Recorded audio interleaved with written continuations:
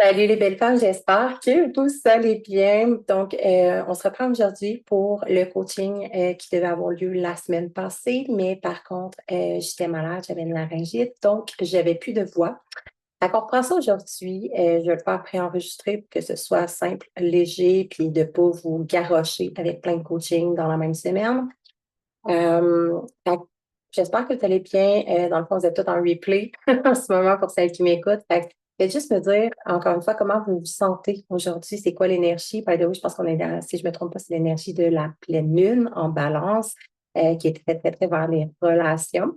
Fait que voilà, faites juste me laisser savoir comment vous vous sentez, comment vous vous portez aujourd'hui, quelle énergie vous portez. Est-ce que vous êtes excitée, heureuse, enjouée, énervée, dans le plaisir, ou peut-être plus stressée, découragée, fatiguée, épuisée. Vraiment, comment vous vous sentez? J'ai envie de connecter avec vous. Fait que laissez-moi savoir dans les commentaires. Sur ce, je trouve ça intéressant. Le sujet est toujours en lien avec soit ce que je traverse ou que les clients traversent. Donc, aujourd'hui, on va parler du silence. Le silence qui est rempli de réponses et qu'on néglige tellement souvent. Et ça me fait penser à moi-même la semaine passée où est-ce que justement j'étais pris avec moi-même dans le silence. Fait que c'est extraordinaire ce qui en ressort, même si c'est inconfortable. Le silence, c'est pas un vide, c'est un espace sacré où tout devient clair. Et souvent, on a l'impression que de s'asseoir dans le silence, de passer du moment seul avec soi-même, ça va être confrontant, puis que c'est comme c'est vide, qu'il ne se passera rien, ou justement, au contraire, on a peur d'entendre cette petite voix à l'intérieur de nous.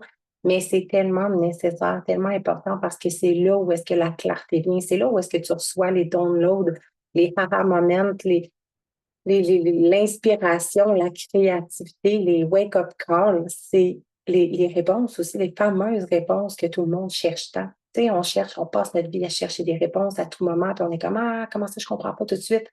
Parce que tu es constamment suractivé, constamment en train de faire quelque chose, constamment dans l'action, en train de parler, dans le bruit extérieur, mais jamais à l'intérieur de toi, là où résident les réponses. Parce que, by the way, si tu n'étais pas au courant, je t'annonce officiellement que personne n'a les réponses pour toi. Même moi, en tant que coach, jamais je vais dire à mes clientes que je détiens leurs réponses, puis que tu sais, viens dans mon coaching, je vais te donner toutes les réponses que tu cherches. Non, oui,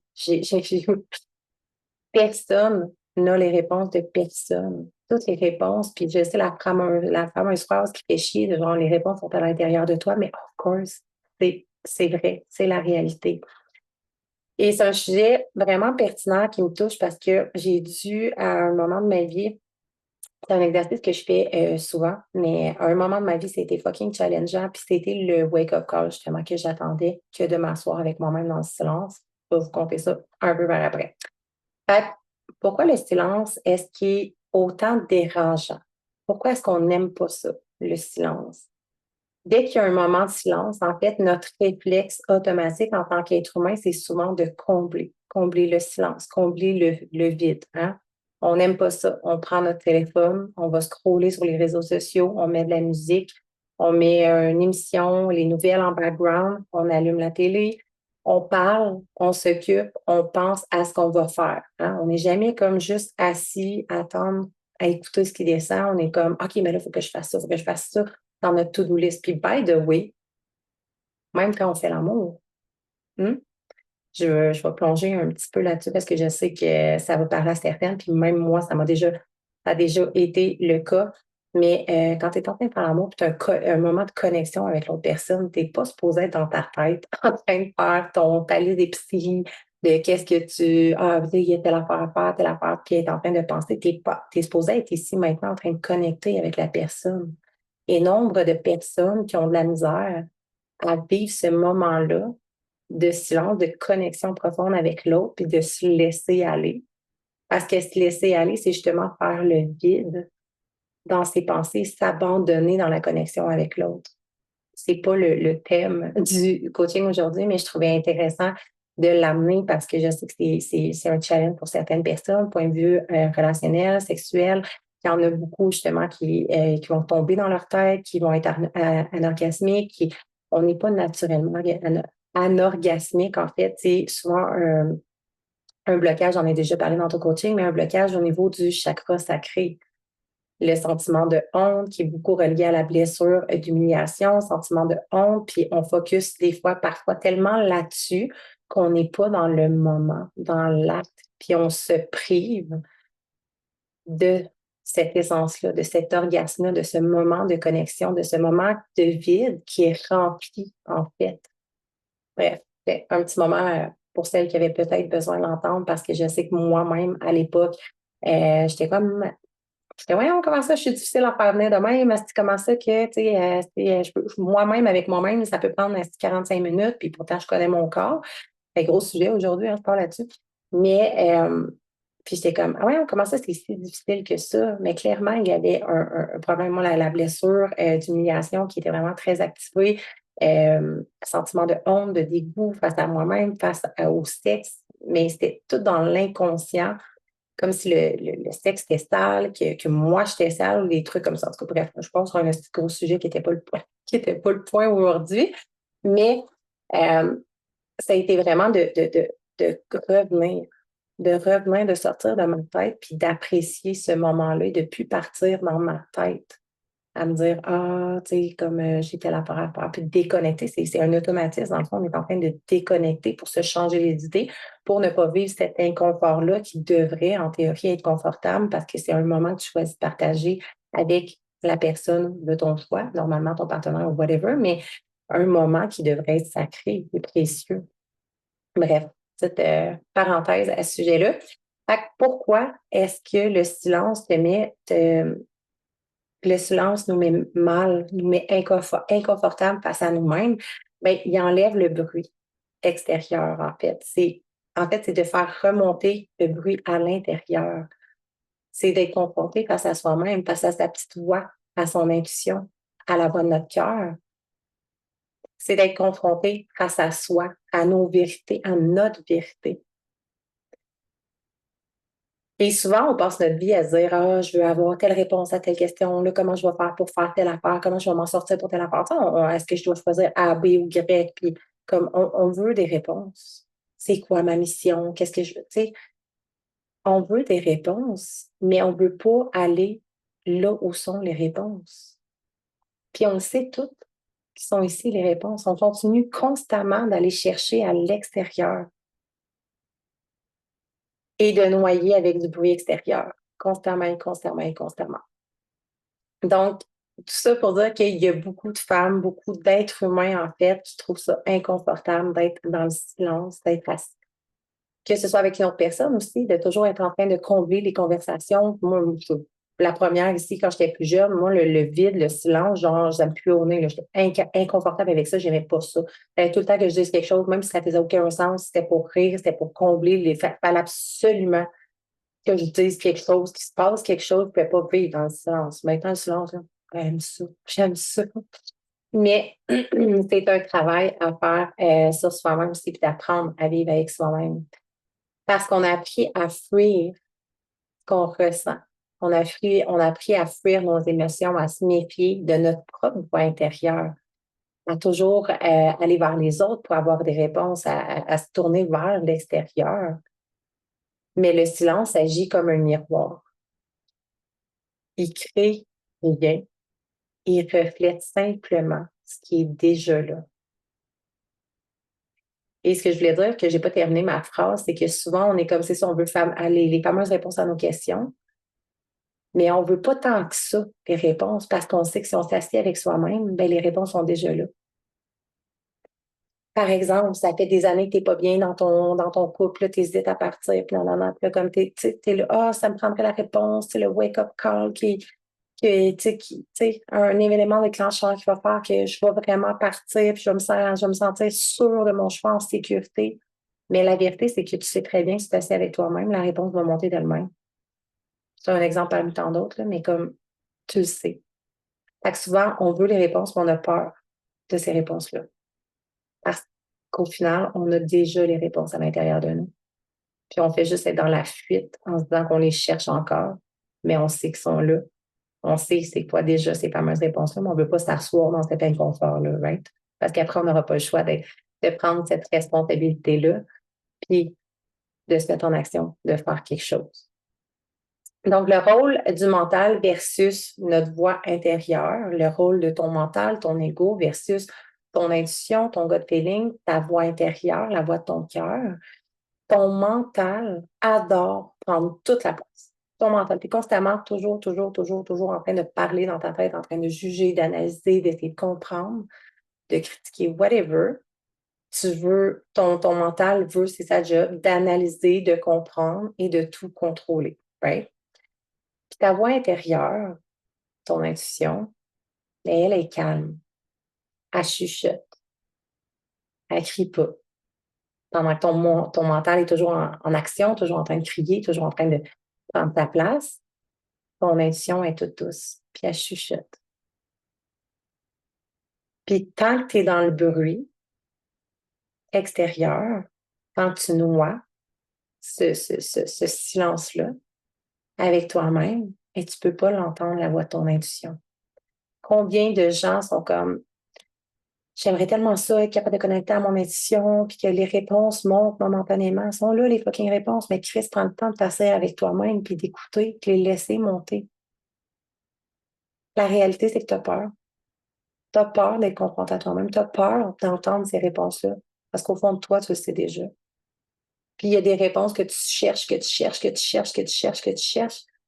Et si tu faisais juste t'asseoir avec toi-même, au lieu d'arrêter d'essayer de trouver ces astuces de réponses-là dans une prochaine formation, dans un prochain coaching, dans X, Y, Z, choses à l'extérieur de toi, ou en demandant à telle personne, tu aurais déjà trouvé les réponses que tu cherches depuis longtemps.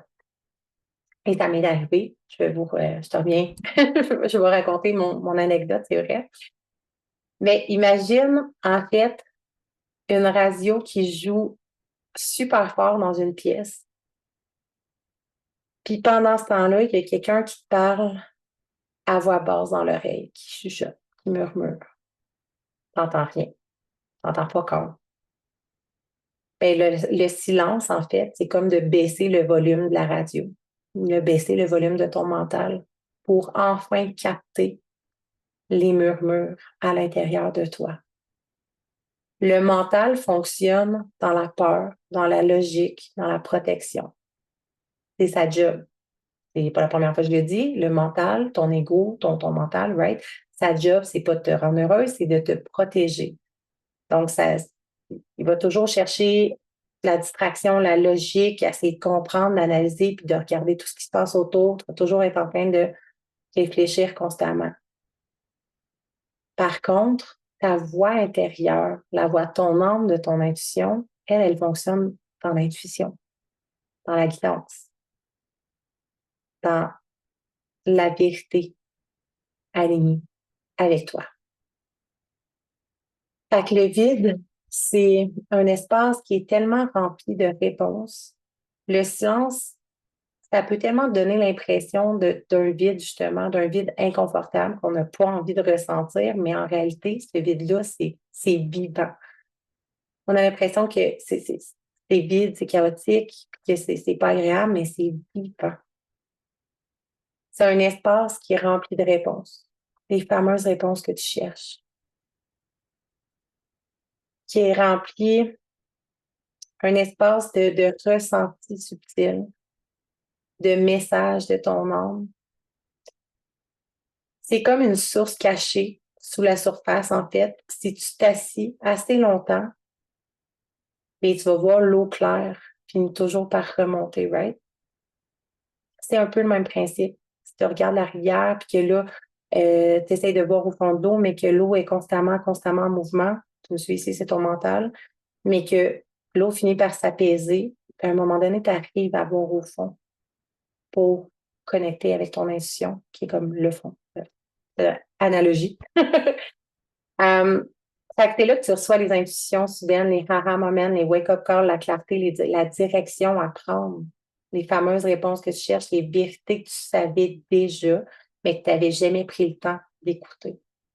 Puis, c'est ici que je vais le dire, mais ouais, à un moment donné dans ma vie, en fait, je l'ai déjà raconté sur podcast, coaching ou whatever, mais du haut de mes 30 ans, on était confinés. On est le fameux COVID, là, que j'appelle le Voldemort, le mot qu'on n'a pas envie de dire, puis le sujet qu'on n'a pas envie de parler.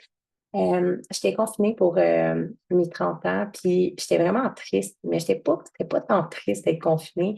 Euh, il y a une partie de moi qui était comme, oh my God, j'ai 30 ans, j'ai envie de célébrer ce cap-là, puis de sortir, mais j'étais triste, profondément triste. Et je comprenais pas ce qui se passait. Je venais d'accoucher de mon premier enfant, mon garçon. Euh, Dans le fond, ça fait 5 ans, ça fait presque 6 ans de ça. Et à l'époque, j'étais dans HeatWorks. Fait que je suis entrepreneur dans HeatWorks. La compagnie, ça allait bien, mais ça faisait un moment que, tu sais, on dirait que ça approchait, fallait que je travaille dur, j'étais toujours essayer de contrôler les résultats, essayer de travailler plus dur, plus fort, puis j'avais moins de résultats qu'avant, puis j'étais, ouais, on commençait à se rendre difficile, avant ça allait bien, et j'étais dans la résistance. Je savais que je n'étais plus alignée avec ça. Je savais que c'était plus ça que je voulais faire.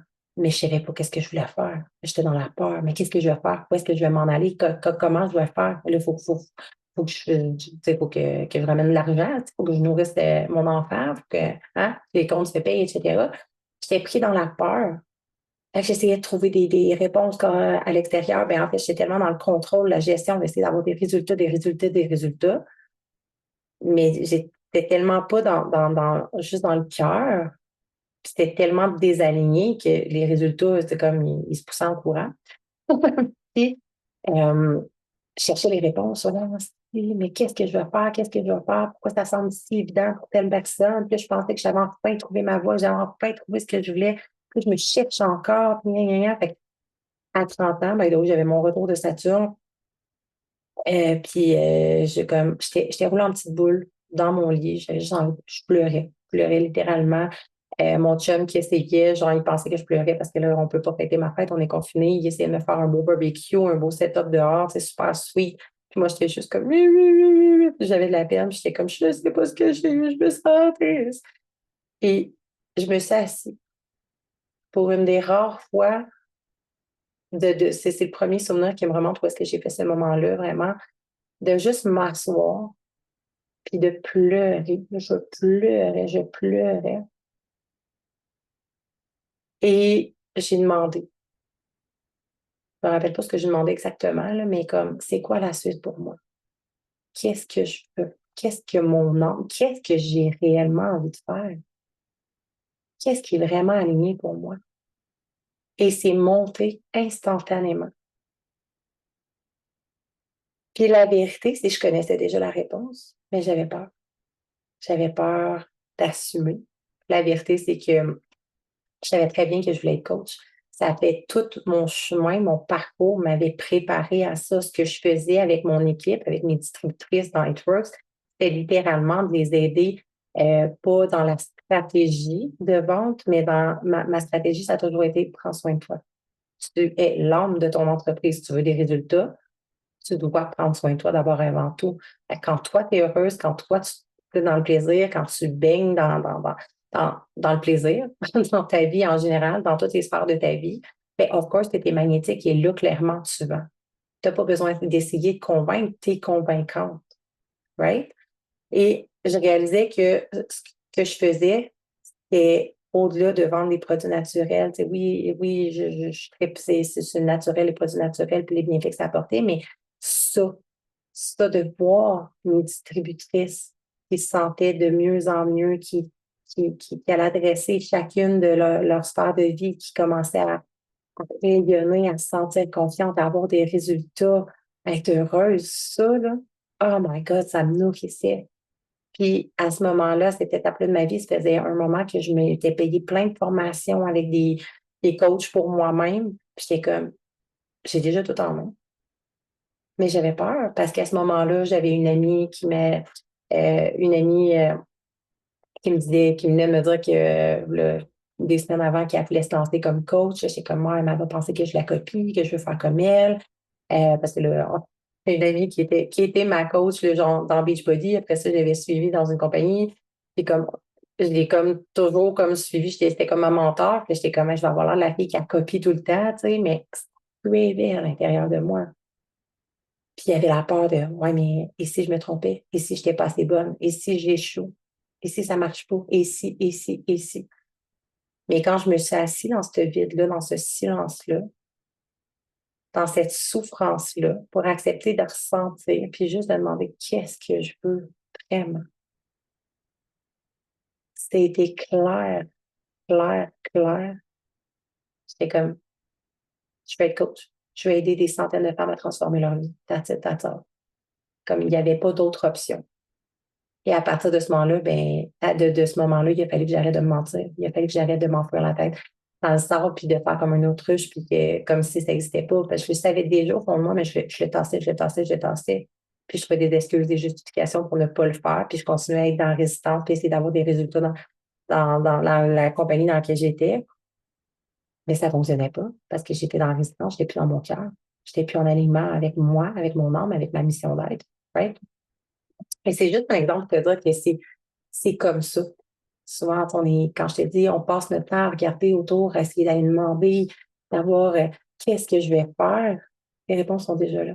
Quand tu prends le temps de t'asseoir avec toi-même, les réponses vont monter. Puis souvent, tu as déjà ces réponses à l'intérieur de toi, tu veux juste pas te les avouer.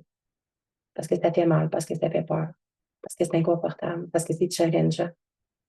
Mais c'est nécessaire. Et autant pour dans la vie de tous les jours, souvent je vais prendre des moments comme ça parce que ça m'arrive encore de chercher des réponses à mes questions, hein? Comme n'importe quel être humain. Des fois, je suis comme, ah, je sais pas. Puis là, je suis comme, mais je m'assois. Puis ça se peut, des fois, tu t'assis, puis on nous a tellement enseigné à nous déconnecter de notre intuition, puis à se fier tout le temps sur les autres, puis sur tout, puis essayer de trouver les réponses à l'extérieur de nous, que ça se peut que ça ne monte pas du premier coup. Et des fois, je me suis assise, puis je suis comme, ah, c'est quoi? Puis là, je cherchais absolument, tu sais, un peu dans comme un genre de situation comme ça, puis j'étais comme, yes, c'est quoi la suite? Puis là, comme il n'y a rien qui montait. Mais c'est plus tu vas pratiquer ces moments-là de silence, ça n'a pas besoin d'être long. Plus ça va devenir confortable, plus éventuellement tu vas te reconnecter à ton intuition, à ton cœur.